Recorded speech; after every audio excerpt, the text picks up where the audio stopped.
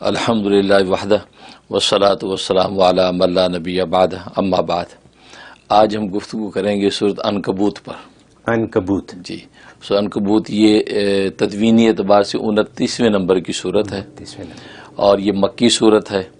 اور ظاہر ہے کہ مکی صورتوں میں عقائد پر گفتگو کی گئی ہے، عقیدہ توحید، عقیدہ رسالت، عقیدہ معاد، تو اس میں بھی اسی طرح کے عقائد پر گفتگو ہے۔ اور سورۃ عنکبوت سے پہلے جو ہے، عنکبوت کہتے ہیں مکڑی کو، مکڑی، اچھا، تو مکڑی جو گھر بناتی ہے، جالا بناتی ہے، تو اللہ تبارک و تعالی اس کو تشبیہ دے رہے ہیں مشرکین اور کفار کے عقائد کے ساتھ، اچھا، کہ مشرکین کفار کے عقائد اتنے بودے ہیں، اتنے کمزور ہیں، ضعیف ہیں، جیسے کہ اس کا جو گھر مکڑی کا جالا، جی، جس کو ہم ایک دم بالکل توڑ دیتے ہیں۔ اس لیے اس قرآن کریم میں فرما دے ان اوہن البیوتی لبیت العنکبوت، کہ سب سے کمزور ترین اور بودا جو گھر کسی کا ہے تو مکڑی کا ہوتا ہے۔ تو تمہارے عقائد اور تمہارے نظریات کی حقیقت بھی یہی ہے کہ تم اللہ کا در چھوڑ کر اس کے غیر پہ جب نگاہ ڈالتے ہو تو تمہاری حقیقت یہ رہ جاتی ہے کہ مکڑی کی جالے والی زندگی ہے، جس کی کوئی حقیقت وزن نہیں ہے، کمزور ہے۔ اس سے پہلے جو ہے وہ سورت قصص میں اجیر اعظم کا ذکر تھا۔ جی ہاں، اور ظاہر ہے کہ یہ وہ اجرت تھی کہ جس اجرت میں اللہ نے ان کو نبوت عطا فرما دی، اور حضرت شعیب علیہ الصلوۃ والسلام کی صحبت میں رہ کے انہوں نے جو ہے وہ نبوت کی موتی چنے حضرت موسیٰ علیہ الصلوۃ والسلام نے۔ اس صورت میں رحمت عالم کا ذکر ہے، یعنی سرکار دو عالم صلی اللہ علیہ وسلم کی ذات،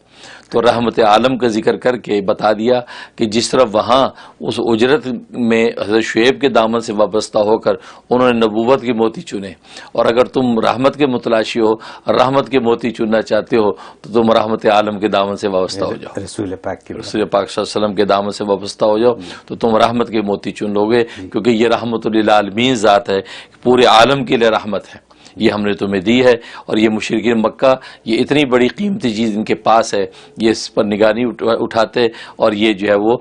اپنے مشرکانہ عقائد کے اندر مبتلا ہو کر محمد صلی اللہ علیہ وسلم کی تکذیب کرتے ہیں۔ یہ اپنا بہت بڑا نقصان کر رہے ہیں، کیونکہ ان کے نظریات، ان کی جو خیالات ہے، اس کی حقیقت وہ تارے عنکبوت سے زیادہ نہیں ہے۔ ہاں، تو اگر ان کو مضبوط عقائد پر قائم ہونا ہے تو محمد کے دامن سے وابستہ ہو جائیں، اور ظاہر ہے کہ وہ پورے عالم کے لیے رحمت بن کے آئے ہیں۔ لیکن اگر وہ اس کو نہیں کریں گے تو ظاہر ہے کہ ان کی حقیقت جو ہے وہ دنیا کے اندر بھی وہ رسوا ہوں گے، اور آخرت میں بھی اللہ تبارک و تعالی نے ان کے لیے ہولناک عذاب رکھا ہے۔ اس لیے اس سورت کو شروع بھی الف لام میم سے کیا۔ الف لام میم کے بارے میں بعض مفسرین فرماتے ہیں الف سے مراد اللہ ہے، لام سے مراد جبرائیل، میم سے مراد محمد، تو گویا کہ اشارہ دے دیا کہ اللہ کا کلام جبرائیل کے ذریعے سے محمد کے سینے پر اترا، سبحان اللہ، یہ اشارہ دے دیا، تو بتا دیا کہ یہ کلام جو تمہیں پیش کرتے ہیں یہ معمولی کلام نہیں، یہ اللہ نے جبرائیل کے واسطے سے محمد کے سینہ منور پر اتارا، اس سینے کے ساتھ تم لگو گے تو انوارات رحمت کے پا جاؤ گے، اور اگر اس سے تم جو ہے وہ اعراض کرو گے تو ظاہر دنیا میں بھی رسوا اور آخرت میں بھی ہولناک عذاب ہے۔ یہ تو ایسا لگتا ہے کہ قرآن کا ترجمہ ہو گیا، الف لام میم، الف لام میم، تو یہ حقیقی بیان کر دی۔ اور جہاں تک اس صورت کی جو فوائد کا تعلق ہے، سب سے بڑا فائدہ یہ ہے کہ غم، اندو، ایسا کوئی دکھ، ایسا کوئی روگ اگر لگ جائے انسان کو، اس میں اس صورت میں بڑی تاثیر ہے کہ اگر ایک مجلس میں 7 مرتبہ اس کی تلاوت کر لی جائے، اور تلاوت کر کے دم کر لیں، پانی دم کر کے پی لیں، گھر میں چھڑک دیں، تو کیسا بھی بڑے سے بڑا غم آیا وہ، دکھ آیا وہ، اللہ تبارک و تعالی اس کو سکون سے بدل دیتے۔ کیا بات ہے! ظاہر ہے کہ آج کل ایسے غم آتے ہیں، وہ روگ لگ جاتا ہے لوگوں کو، ایسے ایسے آفتیں آ جاتی ہیں، کوئی ایسا پیارا رشتہ فوت ہو گیا تو روگ لگ جاتا ہے، وہ انسان جو ہے بالکل اس غم اور دکھ میں مبتلا رہتا ہے، تو وہی اس صورت کے اندر بڑی تاثیر ہے کہ اس کی تلاوت کرے تو اللہ تبارک و تعالی دل کو اطمینان عطا فرما دیتے ہیں۔ یہاں مفتی صاحب میں یہ کہوں گا کہ ہمیں اتنی کالیں آتی ہیں جن کے سوالات ہی یہی ہیں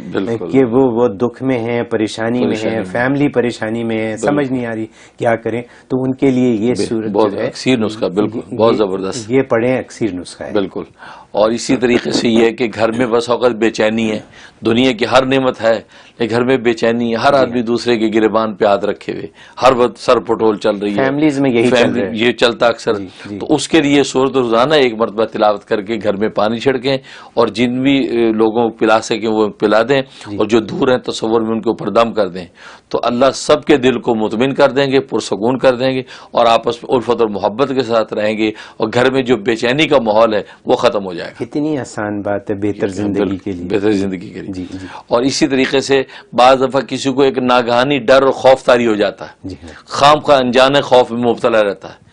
بچوں کو بھی ہو جاتا ہے، بڑوں کو بھی ہو جاتا ہے، اس میں بڑی تاثیر ہے کہ یہ سورت عنکبوت ایک مرتبہ روزانہ تلاوت کر کے اس پہ دم کریں اور پانی پلائیں، 7 دن کر لیں مسلسل، انشاءاللہ کسی قسم کا بھی ڈر اور خوف ہے وہ نکل جائے گا اور دل اس کا مضبوط ہو جائے گا۔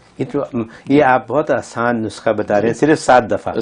پہلی بات جو آپ نے بتائی صرف 7 دفعہ ایک محفل میں، اتنی بڑی صورت ہے یہ 69 اس کی آیتیں، 69 آیتیں ہیں، چھوٹی سی صورت ہے، کوئی بڑی نہیں، لمبی نہیں ہے، تو یہ آسانی سے پڑھ سکتے ہیں۔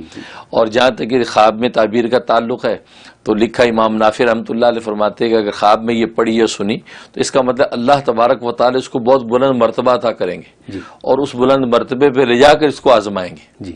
اس پر آزمائش آئے گی، لیکن اللہ اس کو اپنے حفظ و امان میں رکھیں گے، اس آزمائش میں اس کو جو ہے وہ گویا کہ وہ گرنے نہیں دیں گے، سنبھال لیں گے، لیکن آزمائش آئے گی، آدمی صبر و استقامت کا مظاہرہ کر کے اس آزمائش سے نکل جائے گا، یہ بشارت ہے۔ اور ایک یہ کہ اگر اس کو ناگہانی دشمنوں کا خوف ہے کہ دشمن کا خطرہ اس کو ہے، تو اس خواب کے اندر اس کو پڑھا تو اس کا مطلب ہے اللہ اس خوف سے اس کو نجات دے دیں گے اور دشمنوں سے ہر طرح اس کی حفاظت ہو جائے گی۔